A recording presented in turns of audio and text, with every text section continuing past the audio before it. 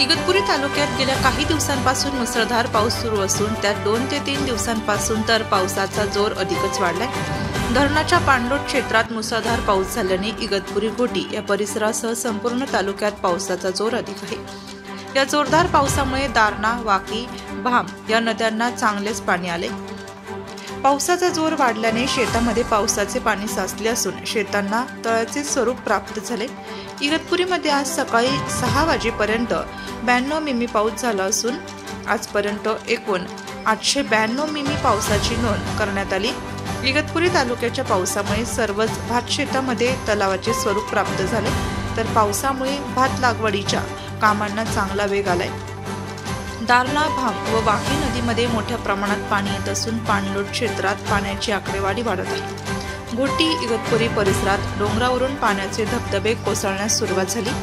दारणा, भाम व वाकी या नद्या या मोसमात पहिल्यांदा दुथडी भरून वाहू लागल्या आहेत। इगतपुरी, घोटी, मानवेडे, वैतरणा, धारगाव, टाकेट या भागात मोठ्या प्रमाणात पाऊस झाला।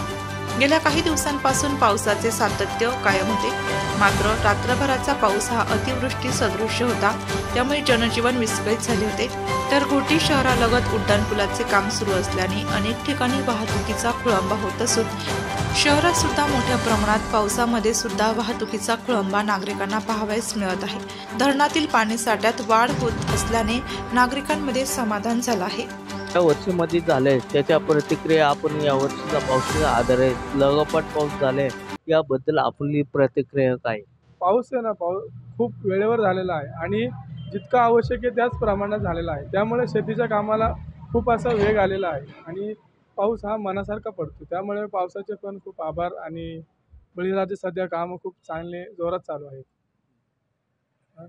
याच्यावरून आधारे अनुसार या वर्षीचा इगतपुरी तालुक्यामध्ये पद्धतीनं जे पाऊस झालेला आहे यामध्ये शेतकरी बळीराजा ही उत्कृष्ट शेतीमध्ये वेग झाल्यामुळे यामध्ये येणार शेतकरी राजांचा प्रतिक्रिया चांगल्या असताना याच्यावर आधारित आपण प्रतिक्रिया घेतली।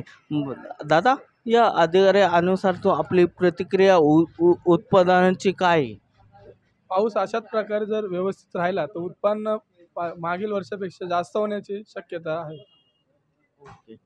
प्रतिनिधी इगतपुरी तालुका प्रतिनिधी नाशिक लोकशाही न्यूज ब्युरो रिपोर्ट, नाशिक।